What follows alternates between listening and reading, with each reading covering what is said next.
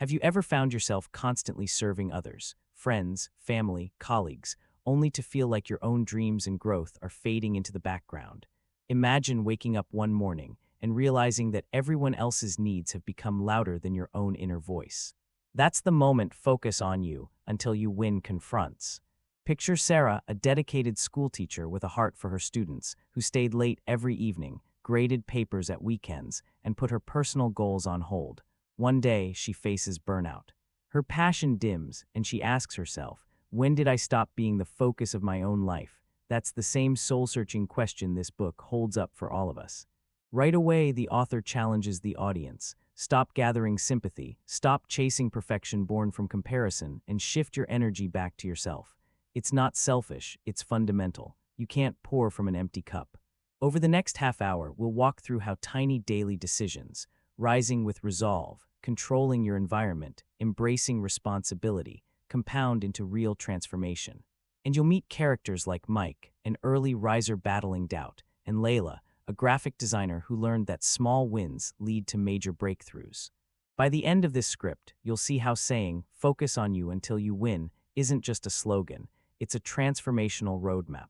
You'll leave with tangible steps you can take tomorrow morning to start investing in your own comeback story. Ready? Let's go. Authored by Shirley R. Focus on You Until You Win is a compact yet powerful manual, just 54 pages, that delivers its message with clarity and urgency. YouTube.com+9, Amazon.com+9, YouTube.com+9. At its core, the book asserts that personal success stems from self-responsibility, owning your actions, trusting yourself, and making steady progress. It argues that excuses hold us back. They're comfortable traps that silence our potential, but real momentum starts with small, consistent choices, like waking up with intention, protecting your mental space, and refusing to let others babysit your ambition. If you're seeking a practical, no-fluff guide to resetting your life's compass, this is it. Chapter 1: Taking Responsibility for Your Own Journey. Responsibility is a word most people dodge. It feels heavy, loaded, tied to guilt, to duty, to blame. But what if we've misunderstood it all this time? What if responsibility isn't the burden you've been trying to avoid, but the bridge you've been searching for? This section of Focus on You Until You Win doesn't waste time. It dives straight into the truth that most people spend their entire lives running from. Your life, right now, in this very moment, is the sum of the decisions you've made or avoided. The effort you've given or withheld, the habits you've formed or ignored. It's not a comfortable truth, but it's the most empowering one you'll ever face. Because here's the hidden secret of responsibility: it doesn't trap you, it frees you. Shirley R. starts by ripping away the excuses we cling to, the job that's holding you back, the partner who doesn't support you, the past that broke you, the childhood that wired you wrong. They all matter, they all hurt. But none of them, not one, is allowed to hold the pen as you write your future. Responsibility means this: no one else is coming. You are the one you've been waiting for. Let that land. This isn't some motivational line. This is architecture, a new foundation for your life. Because as long as you blame something outside of you, your boss, your city, your ex, your DNA, handed over the keys. You've made yourself a passenger. But when you say, "I am responsible," what you're really saying is, "I choose to drive." This is the essence of agency, of power, not domination over others, but dominion over yourself. Let's meet one of our fictional examples, Nico. He's 38, lives in a mid-sized city, works in logistics. On the surface, life looks fine, but inside, he's eroding. He once dreamed of becoming a teacher, of mentoring kids who grew up like he did, without much structure, without a lot of safety. But year after year, he told himself it wasn't practical. He blamed student loans, the economy, timing. One day, after another long commute and a quiet dinner alone, Nico sits down, opens a blank notebook, and writes at the top, "Why didn't I become who I said I would?" That question breaks something open, and here's the miracle. It doesn't drown him in shame. It floods him with clarity. He realizes, I never even applied, not once. All those years of blaming the world for keeping him small. They were camouflage for a single hard truth: he hadn't started. And here's what Shirley R. would say in that moment: good, that's where it starts. Because until you see how much of your life you've abandoned out of fear, you won't reclaim it with courage. Responsibility starts with brutal honesty, but it doesn't end there. It builds, it rebuilds, it turns honesty into structure, clarity into movement. Harold introduces the concept of emotional ownership. It's one thing to take responsibility for your actions. It's another to take responsibility for your stories, the ones you repeat to yourself. I'm not disciplined. I always mess things up. I don't have what it takes. These stories don't just describe your past, they design your future. So what do? You confront them, one by one, with curiosity, not cruelty. Harold encourages asking, who taught me to think this way? And more importantly, do I still want to believe it?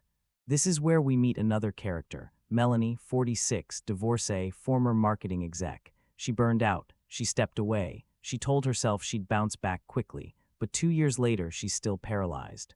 Frozen by the fear of failure, of starting again, of not measuring up. One morning she reads a line from a book. You are not your past performance, you are your present decision. That line hits her like a thunderclap. She closes the book and whispers, then I choose. She doesn't know what yet, but she knows she gets to decide. Harold says that's the beginning of every comeback, not when life gets easier, but when you decide that excuses are no longer your currency. Let's go deeper. Why do so many people avoid responsibility? Because it demands something terrifying, the death of the victim identity. The victim identity is seductive, it's comforting, it gives you reasons to stay stuck, it gives you sympathy, it gives you community, but it also gives you nothing real. It gives you no tools, no blueprint, no growth. Responsibility is the moment you say, I refuse to be a victim of myself any longer. Harold doesn't ask you to leap, she asks you to look at your day, your patterns, your choices, your language. She challenges you to do a full audit. What are you saying yes to that drains you? What are you delaying that could elevate you? What are you tolerating that insults the life you want? Responsibility means doing something about those answers, not someday, today. It's making the call, canceling the distraction, blocking the toxic influence, getting up without hitting snooze, writing the plan, sending the email, following through not because it's easy but because it's yours. Harold reminds us that small wins matter. The first 15 minutes of journaling, the first email drafted, the first run after years of inertia, these are sacred acts of self-return. They don't look like much to the world, but they are everything to the one rebuilding their inner compass. The key isn't perfection, it's repetition. Harold teaches a mindset that replaces shame with data. If I messed up today, what does that teach me about how to plan better tomorrow? That shift alone can transform your entire life. You stop seeing mistakes as evidence of failure and start seeing them as feedback. You stop fearing effort and start revering it. You stop playing small, not because someone finally applauded you, but because you finally believed you were allowed to take up space. And maybe that's the most important message in this chapter. Responsibility isn't about control, it's about courage. The courage to admit you haven't been showing up, and the strength to start showing up now. To look at the wreckage and say, I will clean this up. To look at the dream and say, I will try again. To look in the mirror and say, you deserve effort, you deserve peace, you deserve you. By the end of this section, you don't feel scolded, you feel summoned. To become the kind of person who doesn't wait for life to happen, but who builds it, one decision, one discipline, one defiant act of self-respect at a time. Because in the end, the message is simple and stunning. You are not powerless, you are not broken, you are not behind, you are responsible. And that is the greatest gift you'll ever receive. Chapter 2, Daily Commitment and Momentum. After the mirror has spoken, after the noise has quieted, and the decision to take responsibility settles in like stone, there comes a silence, a pause, and then a second decision must be made. What do I do now? Responsibility is the ignition switch, but commitment, daily, unwavering, deeply intentional commitment is the engine. It's what moves you, not in theory but in time, not in thoughts but in footsteps, not once but again, and again, and again. This chapter of Focus on You Until You Win is not glamorous. It's not even motivational in the traditional sense.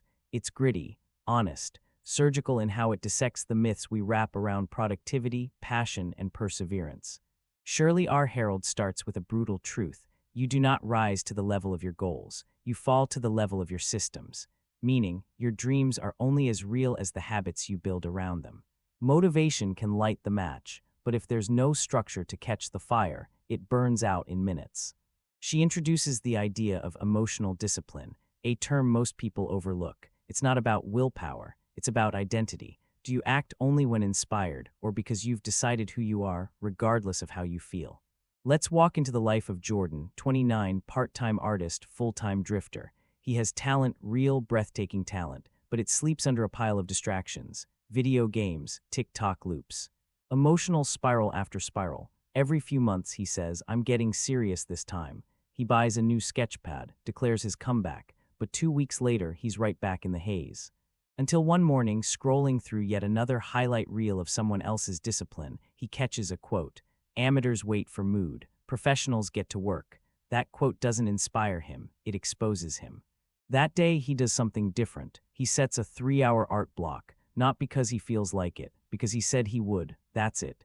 And for the first time in years, he doesn't just feel like an artist, he acts like one. Harold calls this the switch from intention to execution. It's the space where most people lose the game. They live in the echo of ideas. They start with fire, then wither under routine.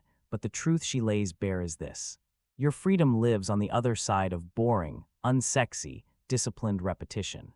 You want to change your body, your bank account, your identity, then get intimate with consistency, because the things you do daily become the story you tell unconsciously. Harold doesn't offer a step-by-step plan. Instead, she offers a frame, the non-negotiable daily standard. Pick one thing, just one, and commit to it like your future depends on it, because it does. Not a list of 10 things, not a Pinterest morning routine, one act of devotion to your next self. For one person, it's 45 minutes of reading. For another, it's a cold shower and 5 minutes of reflection. For someone else, it's 30 minutes of outreach or creative work, done before the world even has a chance to ask for your attention. The practice doesn't matter as much as the promise. Let's go deeper into emotional self-trust, a term Harold quietly redefines. You don't build self-trust by loving yourself in the mirror. You build it by doing what you said you'd do, on the days when your body says no, when your mind wants comfort, when your phone screams distraction. Every time you honor your own word, you say to yourself, "I am someone I can count on." That belief is worth more than any motivational video.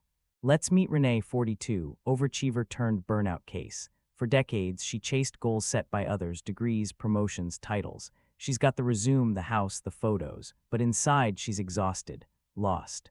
The kind of tired that sleep can't fix. When she reads this chapter, it's not ambition that returns its clarity. She doesn't want to be busier. She wants to be rooted, so she starts small. Every morning, before the world asks anything of her, she walks outside for 20 minutes. No phone, no podcasts, just breath and silence. It doesn't look like progress, but that walk becomes her anchor, her cathedral, the one space in her day where she keeps a promise that has nothing to do with performance and everything to do with presence. That's the deeper essence of this section. Daily commitment isn't just about success, it's about soul alignment. It's about refusing to betray yourself by abandoning the practices that keep you whole.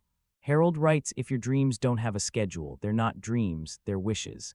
That line hits hard because it's not a platitude, it's a provocation. What's the time slot for your next self? Where in your 24 hours does your becoming actually live? If you can't find it, you haven't committed. You've only flirted with change. The chapter also dissects momentum, not as speed, but as direction. You don't need to move fast. You need to move forward, even if it's 1 inch. Even if it's 1 line in a journal, 1 rep at the gym, 1 apology made. Momentum is a slow drip, not a tidal wave, but given time, it carves canyons. Harold speaks to the inevitable pain of plateaus, the days when nothing seems to be working, when effort feels invisible, when your old life whispers, "Come back, it's easier here." But this is where the winners separate themselves. They stay in the discomfort, they keep moving. They understand that commitment is not a spark, it's a furnace. One that has to be fed daily with choices that no one applauds, but that quietly build everything. So what's the takeaway? Don't chase motivation, build mechanisms. Don't wait for inspiration, build instructions. Don't depend on feelings, build a furnace. And feed it every day with promises kept, distractions denied, time defended, and action taken. Because the person who moves every day, regardless of weather, emotion, or applause, that person wins. Not overnight, but inevitably. Chapter 3: Managing Your Environment and Mindset. By now, you've made the hard decision. You've accepted full responsibility for your life. You've committed to daily action, even when it hurts, even when no one claps. But there's one more layer. One more quiet gate that separates those who try from those who truly transform. And that gate is this: what are you building your new life inside of? Because a person can be deeply disciplined, incredibly driven, and still feel like they're pushing uphill every day. Why? Because they're growing in toxic soil, because their surroundings, both external and internal, are working against them. In this chapter, Shirley R. shifts the focus from action to atmosphere. She introduces us to the unseen yet powerful force that shapes all success: your environment and mindset. Together, they form the psychological and physical ecosystem that either nurtures or neutralizes your momentum. Let's begin with the outer world. External environment, the architecture of focus. Harold starts with a principle few people ever consider: your environment is not neutral. It is either supporting your growth or suffocating it. Think about that. Every object, every sound, every scent, every person, every app, every color in your field of vision is either inviting focus or feeding friction. Most people don't fail because they're weak. They fail because their environment is rigged against their goals. Let's meet Aria, 31, freelance developer building her own SaaS product. She has the drive, the skills, the knowledge, but her environment, it's chaos. She works from her couch where laundry piles up. Her workspace doubles as her eating space. She constantly jumps between screens. Her phone lights up every 10 seconds. There's no rhythm, no container, no boundaries. Every day she fights two battles: her project and her surroundings. After reading this chapter, something shifts. She realizes that her environment is stealing her willpower before she even starts working, so she redesigns it. She doesn't move to Bali. She doesn't build a Pinterest-perfect office. She just clears the clutter, creates a tech-free workspace, adds light, plants, and silence, and most of all, she removes every device that invites distraction. Harold calls this environmental alignment, the act of designing your surroundings to reflect your priorities, not your past habits. When the space is clean, your thoughts are cleaner. When the friction is gone, flow becomes possible. She suggests 3 simple questions to evaluate your environment. Does this space invite clarity or chaos? Is everything within reach aligned with what I want to become? What needs to be removed so my best self can breathe? But this goes beyond your home. It's also about who's in your ear, your social environment. Harold is blunt. You cannot evolve around people committed to the version of you that no longer exists. Let's talk about Mason, 38, former college athlete, now rebuilding his confidence after years of coasting. He starts getting serious, hitting the gym, building a business, journaling, rising early, but his friends mock him. They miss the old Mason, the one who joked, drank, and played it safe. Their teasing isn't evil, it's familiar, but it keeps him small. One night, he reads a line from this chapter: stop asking for applause from people who aren't even clapping for themselves.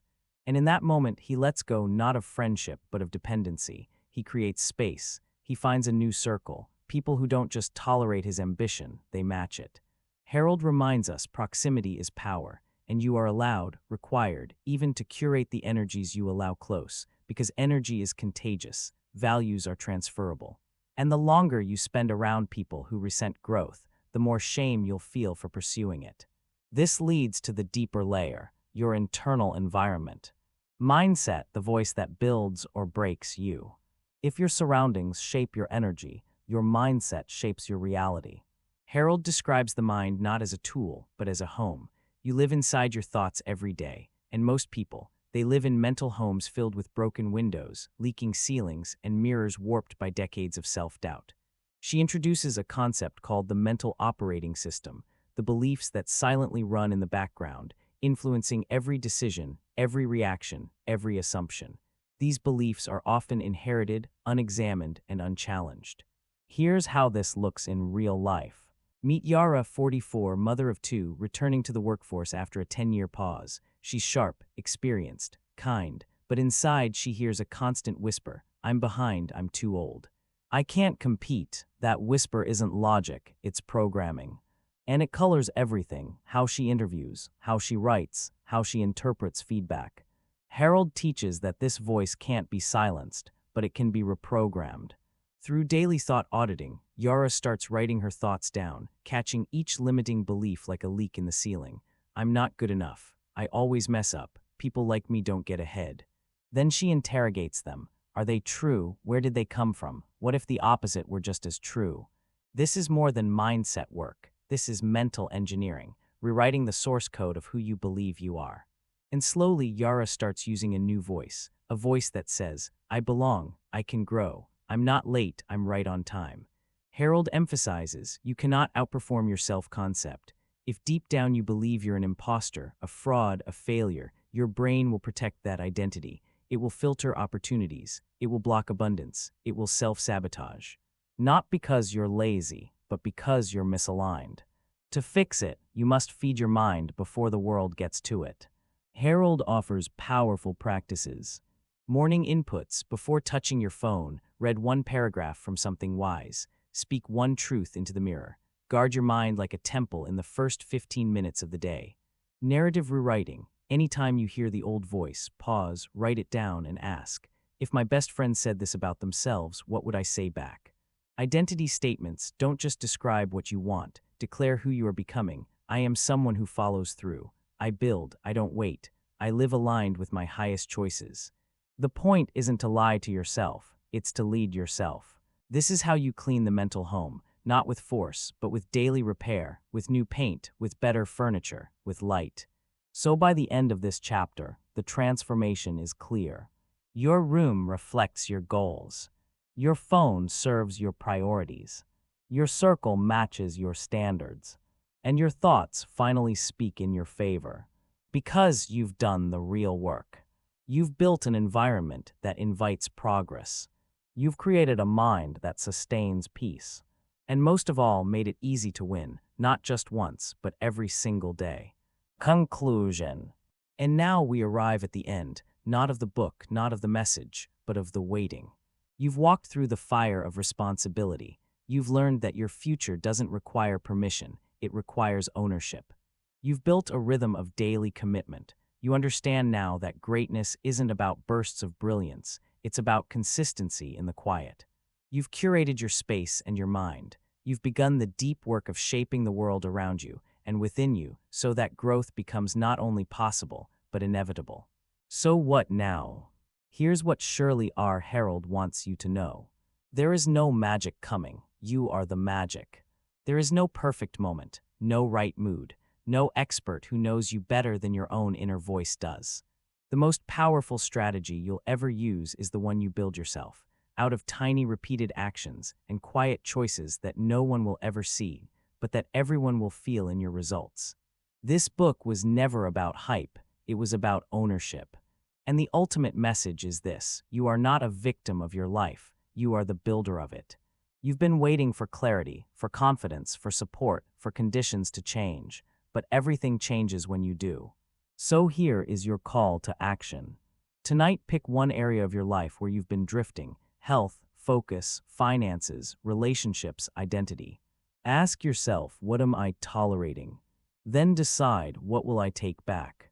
Tomorrow morning, don't wait for motivation. Don't wait for perfection. Just wake up and move. 1 inch, 1 action, 1 promise kept. Clear your space, turn off your distractions. Rewrite 1 thought, keep 1 commitment, that's it. And do it again the next day, and the next, until the world no longer needs to ask who you are, because your life will answer that question loud and clear. If this message stirred something in you, hold on to it. Don't let it fade when the screen goes black. Let it live in your hands, in your schedule, in your tone, in your posture, in the way you walk into your day. And if you're serious about this journey, if you're done flirting with growth and ready to marry your mission, then make this a habit, revisit this truth, recommit daily, protect your momentum. Now I invite you to do 2 things. Reflect what part of today's message challenged you the most, sit with it, write about it, honor it. Act, leave a comment with 1 change you're making today, not tomorrow, today, declare it and own it. And finally, if you want to go deeper, if you want more books that guide your growth, more insight that builds your discipline, more stories that remind you of who you're becoming. Then subscribe, share this with someone who's ready, and come back next week. This journey isn't about getting it all right. It's about not giving up when it gets hard. So whatever you're facing, whatever you're building, focus on you until you win, and then keep going. We'll be here with you every step.